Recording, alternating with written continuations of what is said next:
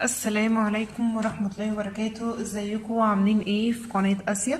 النهاردة بقى حبيت اقول لكم خلاصة الدراسة كلها وخلاصة كل حاجة. عاوزين نتكلم عن جلد الوزة او الجلد الخشن. ده الخلاصة اللي تقريبا محدش هيقدر يقولها لكم بالمختصر المفيد بالشكل ده. هي دي خلاصة دراسة في الكلية، خلاصة حياة، خلاصة كل حاجة لحل المشكلة. بس لازم نبقى فاهمين الأول المشكلة دي ازاي. أنا في الطبيعي دي طبقة البشرة بتاعتي، دي البشرة اللي عندي طبعا رسم كروكي. البشرة دي بيبقى فيها هنا مكان تحت، ده اللي هو منبت الشعراية. طبعا الشعراية المنبت بتاعها فبتبدأ انها تطلع لي بالشكل ده كده. الشعراية موجودة فوق الجلد. طيب هو انا جلدي كده بس؟ لا، هو في طبقات كتيرة تحت، دي ما تخصناش دلوقتي، بس اللي يهمنا ان في طبقة كمان هنا فوق احنا مش بنشوفها. الطبقة دي هي اللي بتحمي الجلد بتاعنا، اسمها الكرياتين. الكرياتين دي هي السبب الرئيسي لجلد الوزة، وده اللي انا حابه ابينه لكم دلوقتي. او ليه جلدنا بيبقى خشن؟ جلد الوزة اللي هو اصلا، يعني انا مثلا لو مثلا جزء مثلا من ايدينا، فبتلاقي ان ايدك كده فيها نقط، طبعا مش واضحه شويه، هتلاقي ان فيها حبوب. هي زي نقط سودا كده، مش حبوب بمعنى كلمة حبوب، هي نقط سودا، وممكن تلاقي جنبها حمار أو نقط احمرار. الاحمرار ده ناتج عن التهاب. يبقى انا دلوقتي النقط دي عندي يا اما حبوب سودا يا اما الاحمرار ده اللي هو باختصار التهاب. بهدلت لكم الدنيا شويه، بس خلينا دلوقتي فهمنا جلد الوزه هو ايه. نرجع بقى لمشكلتنا الكرياتين. انا دلوقتي لما باجي اعمل ازاله للشعر بعمل حاجه من الاتنين، يا بشيل الشعره من الجذور يا بشيلها من فوق. يعني انا لما بزيل الشعر اما ان انا بزيله عن طريق الحلاقة مثلا، فالحلاقة بتخليلي ادي المنبت بتاعنا اهو، بتخليلي الجزء بتاع الشعرة اللي في المنبت وتقطعها من هنا، يعني الشعرة واصلة مع طبقة الكرياتين. فبالتالي مجرد ما هتيجي يطلع الشعر بعد الحلاقة بتطلع على طول. الحالة دي ما بيظهرش عندها جلد الوزة نهائي، يعني جلد الوزة ما بيظهرش عند الناس اللي بتعمل حلاقة. لو انا بعمل حلاقة وعندي جلد وزة يبقى انا عندي بسبب سبب تاني من الاسباب اللي انا هوضحها لك دلوقتي.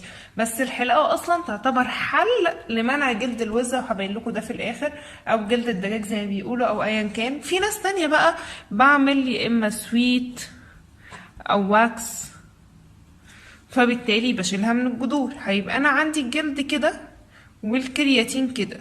ادي الكرياتين بتاعنا هنا هيبقى فاضي، ما عنديش جذور. طيب انا لو ما اهتمتش وشلت الجلد الميت، انت طبيعي بيبقى عندك جلد ميت، الجلد الميت بيتراكم فوق بعضه. انا دلوقتي جلدي عايز تكون طبقه جديده، فهيطلع جلد ميت، هيقول ايه ده انا عندي مكان فاضي هسيبه ليه؟ فهيجي الجلد الميت جاي فيه. الجلد الميت ده اللي هو الكرياتين. يبقى انا بالتالي المنطقه عندي اتقفلت تماما. طب انا الشعرايه اللي كانت هتطلع من هنا هتطلع ازاي؟ فهتضطر ان ادي المنبت بتاعنا لما وادي الكرياتين قافل عليها، لما تيجي علشان تطلع بتبدأ انها تطلع بتحارب انها تطلع، ما بتعرفش. الكرياتين بيجي مرفوع معاها نفسه لفوق، فبتظهر لك كأنها حباية، والشعراية بتيجي نازلة لتحت. علشان كده الشكل ده بينتج عنه التهاب، اما ان يكون لونه احمر او انه يكون لك زي حبوب كده. الحباية دي لو انت قشرتيها اصلا بضفرك هتلاقي الشعراية بعدها طلعت سليمة. يعني انا من الاخر في حاجة مدارية فوق شعري، ده سبب المشكلة. طيب انا ازاي هحل مشكلة جلد الوزة اللي عندي؟ نيجي بقى للعلاج. بصوا، احنا لما اتكلمنا عن الاسباب اللي هي الكرياتين، كل علاج لازم اعالج السبب اللي عندي الاول. لو ما عالجتش السبب يبقى انا مش بعمل حاجه. السبب احنا قلنا الكرياتين. الكرياتين زي ما انا وضحت لكم دلوقتي اللي هو اول سبب ليه هو الجلد الميت اللي هو بيكون متراكم عندي، فمحتاجه ان انا اشيل الجلد الميت ده. الجلد الميت علشان يتشيل هحتاج اعمل سكراب. بعتذر لو انا بتكلم بسرعه، بس لما تبقى عندك المعلومه، لما يبقى عندك المعلومة أو درساها فبتبقي مجبرة تتكلمي بسرعة لا إراديا. يعني وضحولي في الكومنتس لو أنا كلامي سريع، أبدأ أقلله شوية. المهم ان اول سبب للكرياتين ان هو يكون موجود او يزيد ويمنعني ظهور الشعر هو الجلد الميت، وحلينا مشكلته بالسكراب او بالادويه اللي هي عن طريق ادويه التقشير اللي هبدا اوضحها لكم دلوقتي. طيب خلينا في الكرياتين، هل ليه سبب تاني؟ قال لنا ايوه، السبب التاني هو الجفاف. بصي انتي بشكل عام في الشتاء بنعرق؟ لا. طب ليه ما بنعرقش؟ لان احنا بنشرب ميه قليله، فجسمنا بيحتاج الميه كلها اللي بنشربها، فمش بيحصل عندنا خروج ليها، فبالتالي جسمك بيعالج نفسه، الجسم رافض ان الميه تطلع جواه، فانتي عندك جفاف داخلي مش بيخلي فيه عرق. طب عشان امنع العرق لازم اقفل المسام، ما العرق عباره عن مسام بيطلع منها العرق برضو، زيها زي المسام اللي بيطلع منها الشعر. الاتنين في حواليهم كرياتين، الطبقة اللي هنا دي في الحالتين هي طبقة الكرياتين. الكرياتين لما بيجي يقفل ما بيفرقش ما بين العرق والشعر، هو بيقفل في الحالتين، ففي الحالة دي بتبقى عندك المشكلة. يبقى أنا على المشكلة التانية الجفاف، يا إما إن أنا ما بشربش مية كتير، فيبقى العلاج الطبيعي إن أنا هشرب مية كتير، ولازم ننتبه في الشتاء إن ما يقلش شرب المية عن 2 لتر. طيب ممكن يكون جفاف خارجي، في ناس نوع بشرتها اصلا جافة، يعني انا طبيعة جلدي جاف، في تشققات كتير، في مشاكل تانية، يبقى بالتالي هحتاج ان انا اعمل ترطيب خارجي. مع العلم الحاجة اللي انا اقولها اللي انا متأكدة منها مليون في المية وفي حياتي في كل حاجة، ان انتي لو شربتي مية كتير طبيعي 2 لتر، لو زودتيهم ل3 لتر وضغطتي على نفسك مش هتحتاجي ترطيب خارجي، لان جسمك هيبقى عنده زياده. بس ما تشربهمش مره واحده، يعني ما تجيش مثلا تقولي انا هشرب دلوقتي ازازه لتر وانا شويه ازازه لتر، لا انت كل اللي هتشربيه هيروح في الاخراج على طول يعني ما فيش اي حاجه جسمك هيستفيد منها لانها كتيره. لا، انما انت لو شربتي كوبايه كمان ساعة كمان كوباية وكمان ساعة كوباية وهكذا، جسمك المخزون اللي عنده مش بيتفاجئ بيه زي ما انتي شاربة لتر مرة واحدة الجسم بيكتشفه فبيتخلص منه على طول عن طريق البول. لا، انتي لما تشربي على كذا مرة او بتقسميها جسمك بيستفيد منها، بيحول كل مرة جزء منها للعرق، جزء منها هيخرج عن طريق العرق، فبالتالي مع تكرار الخروج عن طريق العرق بيديكي الترطيب. وفي معلومة قبل ما انتقل لباقي كلامي، العرق علشان تبقوا عارفين ما بيكونش ليه اي ريحة نهائي، الريحة اللي بتطلع من العرق بتكون ريحة بكتيريا موجودة في المكان ومحتاجة عناية شخصية وحاجات تانية هكلمكم عنها الفيديو اللي جاي ان شاء الله. طيب خلينا دلوقتي، احنا دلوقتي فهمنا كل اللي بيحصل، يبقى من الاخر ايه العلاج اللي عندي؟ العلاج من الاخر في حاجتين، في ان انا اعمل تقشير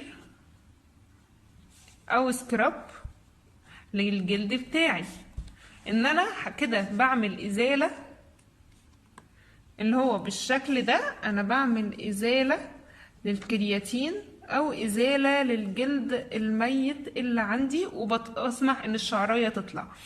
والعلاج التاني ان انا بعمل الترطيب. الترطيب قلنا فيه حاجتين، يا اما بعمل ترطيب داخلي وبعمل ترطيب خارجي. الترطيب الداخلي ان انا هشرب ميه ما يقلش عن 2 لتر، ممنوع. الترطيب الخارجي هستعمل كريمات، مستحضرات تجميل وهكذا. طيب انا العلاج بتاعي احنا كده نهينا الداخلي الميه والخارجي الكريمات. بصوا انا افضل كريم استخدمته كترطيب كان كرباميد وبانسينول.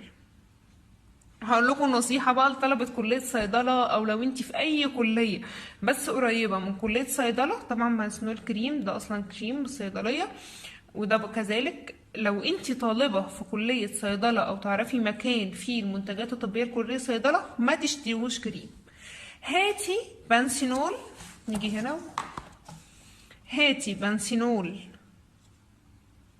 طبعا بكتب بسرعة على الخط بشع. هاتي بنسينول باودر، بنسينول خام، روحي لأي مكان بيبيع المستلزمات الطبية اللي بيتكون منها الأدوية أصلا، اسألوا طلبة صيدلة بيجيبوها منين في أقرب مكان عندك، هاتي منها 5 جرام. ال5 جرام دي مركزة جدا على فكرة، وحطيها على علبة فازلين، أي علبة فازلين عندك، وتهيني منها. ده نتيجته أسرع مليون مرة من أي كريم ترطيب هتستخدميه مهما كان. السر ده ممكن يستخدمه طلاب كلية صيدلة او اي مكان يعرف فين المستلزمات الطبية. بس ما تحطيش بنسينول كريم على فازلين، لا، البنسينول الباودر، البنسينول الخام اللي بيتصنع منه اصلا كريم بنسينول، فانتي اصلا جايبه الخام بتاعه وبتتعاملي معاه فبيديكي تركيز رهيب. دي بالنسبه للترطيب. طيب بالنسبه للتقشير، بالنسبه للتقشير عندك يا اما الادويه يا اما علاج الاول منزلي يا اما عن طريق الادويه. طيب انا لو علاج منزلي عليكي باكتر من حاجه، عليكي يا ستي بالليفه المغربيه طبعا، دي هتجيب معاكي من الاخر. لو كل اسبوع بس جبتي بخار على جسمك وبعدها حطيتي الليفه هيقوم معاكي بالواجب. بصوا نخلي التقشير هنا، نحل مشكله التقشير هنا. احنا قلنا ان العلاج تقشير وترطيب. الترطيب احنا خلاص نهيناه هناك. التقشير قلنا ان عندنا حاجتين في التقشير، اما ان يكون تقشير منزلي واما ان انا استخدم الادويه. التقشير المنزلي ممكن ان انت تستخدمي الليفه المغربيه بس، مش محتاجه حمام مغربي ولا الليله دي اعمليها اسبوعيا، هتبدا ان انت تلاقي فعلا نتيجه خلال اسبوعين، ما عندكيش المشكله دي. خلي البخار على جسمك نص ساعه او اقعدي تحت الدش نص ساعه لو ما عندكيش بانيو او اي حاجه. اهم حاجه الطبقه الاولى من جسمك تبدا تبوش، واستحمي بالليفه المغربيه، خلي كل شاور بيها هتبقي زي الفل وما عندكيش اي مشكله نهائي. وممكن كمان تعملي الاسكراب اللي هو السكر مع زيت الزيتون او زيت اللوز او اي حاجه متوفره عندك في البيت، او اللي هو ملح الحليب. انا بكتب ايه؟ ملح الحليب او ملح الليمون، مش عارفه اسمه ايه بالظبط، اللي موجود في الصيدليه. طيب بعد كده ايه الادويه اللي انا ممكن استخدمها؟ في اكتر من حاجه. في ساليسيليك اسيد، حمض الساليسيليك، طبعا الكلام هيدخل شويه. في الساليسيليك اسيد وفي اللاكتيك اسيد. دي مش اسم ادويه، دي اسم مواد فعالة موجودة في الأدوية. أنا ما بحبش أقول أسماء أدوية نهائي، دي أسماء مواد فعالة هتجيب معاكي من الآخر. في طبعا اليوريا، في كمان ال AHA أحماض الفواكه، ودي مفيدة جدا جدا جدا جدا جدا. وكده يبقى احنا نهينا علاج جلد الوزة، فبالتالي هنقول وداعا جلد الوزة، وداعا ومرحبا بأحلى جلد وبشرة جميلة وكل حاجة. نصايحي ليكي بقى دلوقتي، آخر حاجة ليكي انتي كبنوتة، ازاي نعمل إزالة للشعر في الفترة دي. ناخد استراحة شوية من البراون، لو انتي بتستعمليها يبقى هنقول بلاش براون، ده كنصيحة كده جانبية. البراون لحد ما تتعالجي، بعد ما تتعالجي وتاخدي ان رتم حياتك هو الليفة المغربية، ورتم حياتك هو شرب المية الكتير من غير اي حاجة ولا اي ترطيب ولا اي حاجه. يعني اللوشن حلو والمرطب حلو وكل حاجه، بس انت لو بتشربي ميه كتير هتستغني عنهم صدقيني. جلدك لوحده، بشرتك لوحدها وجسمك هيعالج نفسه. فهناخد راحه شويه من البراون لحد ما الدنيا تتظبط. وطبعا هستعمل السويت والواكس. وما تنسوش ان ازاله الشعر بتكون في عكس اتجاه الشعر. قلنا وداعا جلد الوزه. بشروني خلال اسبوعين ان شاء الله مشكلتكم اتحلت، وقولوا لي عاوزين ايه في الفيديوهات اللي جايه. اقول لكم برضو خلاصه الدراسه وخلاصه الحياه، ده خلاصه اللي مريت عليه، اللي ما اعتقدش ان اي حد هيقولها لكم بشكل صريح. وما تنسوش تشتركوا في القناه، ولو عجبكم الفيديو طبعا لايك وشير للفيديو، وقولوا لي ايه كل المشكلات اللي عندكم وهنقدر ان شاء الله نعالجها، وايه الفيديوهات اللي حابينها. ولو اي حد حابب اصور له الورق اللي خطي فيه بشع ده من الصراحه اصوره وانزله لكم على البيج ان شاء الله. ما تنسوش بقى سبسكرايب واشتراك في القناة.